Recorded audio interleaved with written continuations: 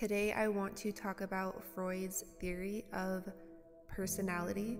This talks about the 3 levels of awareness, the conscious, preconscious, and unconscious, and how conflict between these can cause mental instability, along with things like perfectionism. This explains the superego's desire for moral perfection. I came across my psychology book recently from 10 years ago, and interestingly enough, in the time that I opened this up, I had just recorded the video about the breath and how one man said he could determine the personality of one by their breath at birth, their first breath as a newborn infant. This is only a page and a half, but as with everything I had learned when I was taking pre-med type courses in the medical sciences, the biologies, anatomies, and psychology, it all very much aligns with the spirit world or nature. It mirrors one another. They all very much go together. It is more so the approach of how we look at it, how it's being taught, or how we perceive it, of course. And I find different perspectives very important because we all have a different way of learning and understanding. There is no one way fits all for everyone, and that is really what we are all doing here, is sharing our experience and our version and our medicine from our perspective and our experience. Chances are the medicine that you had to attain yourself, the medicine that you needed someone to give you, is the medicine that you had to learn to share with others. So that is your most valuable medicine that you have to offer. The medicine that you needed most is the medicine that you came here to master. Freud also proposed 3 systems of personality. Figure 1 shows these 3 systems and how they relate to his conscious, preconscious, and unconscious levels of awareness. These systems do not exist physically. They are only concepts or ways of looking at personality.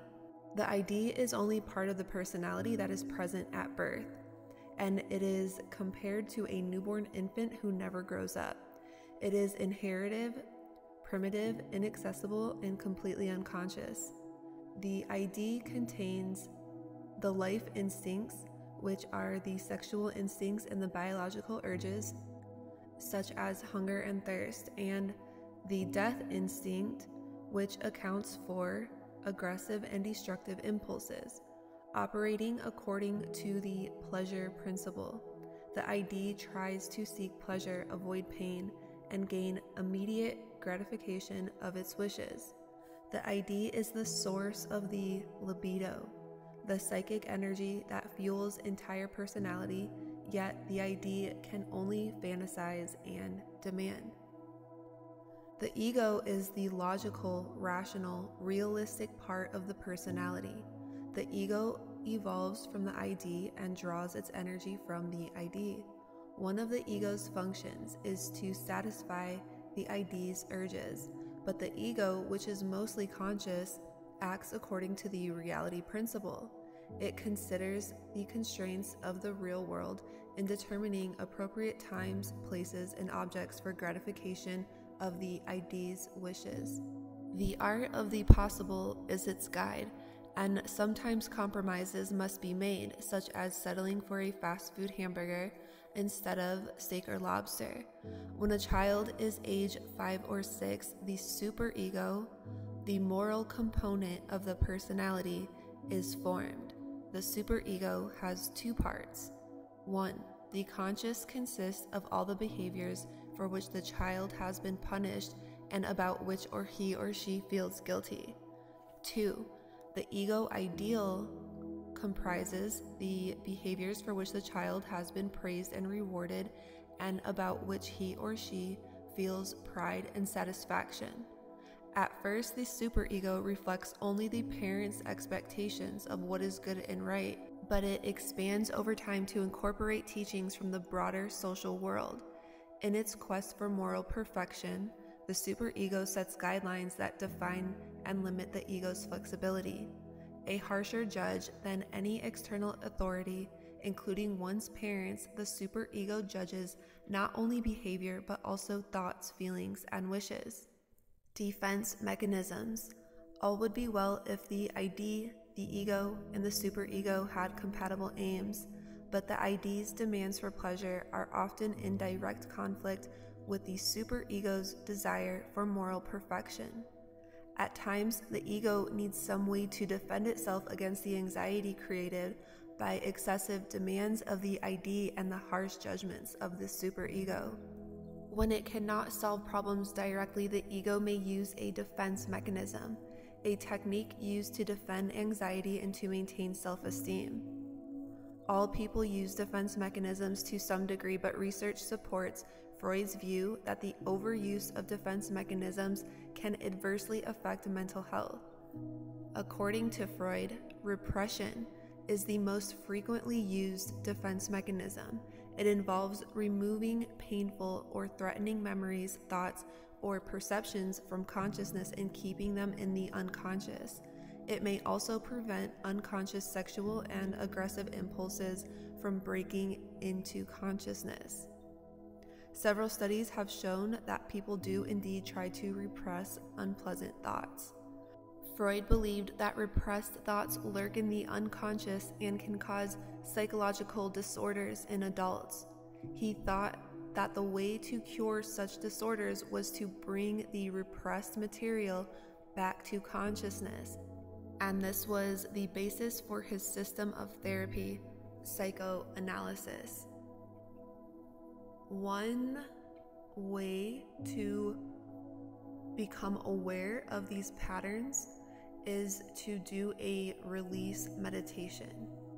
Between a release meditation and breath work, a lot of things can come up that we do not realize that we are holding within. So these egos, the idea is what we are. These egos are matrices. They're matrix patterns. That's why you cannot actually escape the matrix. We are the matrix, but there are a lot of false matrix patterns that are stacked and stacked and stacked, that are like cobwebs, very tightly knit cobwebs. And the more traumas that have been experienced and limitations and false beliefs and identities, etc., that have accumulated, the more those need to unravel and be removed. So the most simple ways one can do these at home is by breath work and a release meditation. There are many forms of medicine and healing and release. These two, and specifically breath work, I personally have found to be very consistent and effective. Breathwork is great for clearing patterns and for regulating the nervous system. Breathwork is also anti-aging, and it brings you back to your true nature, to the primordial pulse, which is the breath of all that is. It brings you back to your true matrix, your original blueprint. Ego can work as chains. They are the ties that bind us. These patterns continue to repeat because the chains are on us until they are removed, which is why they must be made conscious. This typically is not fun, and this is where that inner child healing can come in as well, because from age 0 to 7, this has a lot to do with when the ego forms, as stated in here as well. But I can never stress enough that between ages 0 to 7, we are like absolute sponges. We are taking everything in. This is when those ways are forming, and we are in zero control of what we take on during this time. This is when there is a lot of ego distortion, and oftentimes, where much of the narcissistic traits will come in between ages 0 to 7. And the psychology book backs this, or Freud's conception of the personality backs this, when it states that when a child is 5 or 6, the superego is formed, which again, the superego is the moral component of the personality. So this is a theory. This is the psychology behind this. With spirit and science, sometimes we cannot put on paper what is real, and that is where there is a big disconnect in a lot of mental health issues. So I have found in all of my time, if I were to go off of what I saw instead of what I knew to be true, I would have been in much, much more trouble than I have been. But again, it can cause a lot of instability when these do not align. And in this book is somewhat describing why. Ego is not only judging others, it is judging ourselves, and it is also caring what other people think. You can tell those that care what other people think because they will post comments or make comments to other people about what they think about them. It is incredibly narcissistic for one human to say what another human should be doing or wearing or posting or anything, honestly. We do not get to control the morals of others.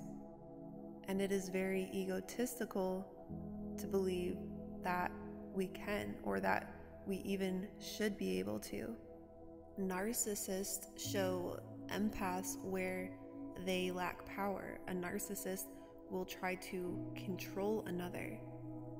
But the empath also believes that they should be able to control the morals of the narcissist. They think that they should be different than what they are. The ego is what judges and creates limitations. It is what is telling us that something should be different than what it is. And then we have inner conflict. Things are not matching up. What is not what we think that it should be. Much of my work is in identity and coming back to one's true nature, the path of the soul and the heart. There are many different ways we will face ego loss. Much of this is out of our control at times. This can be through heartbreak, for example. Ego is walls. It is blockages and limitations, and those walls must come down. That is much of what this path is that we are on. We are here to let go and to remove, not accumulate. So we will continue to experience loss of people and things and identities and false matrices until we understand who we are in God. We can experience ego loss through meditation. And again, there are other ways, but for the most part, we are going to experience people and relationships that are going to teach us and show us this directly. We need other people.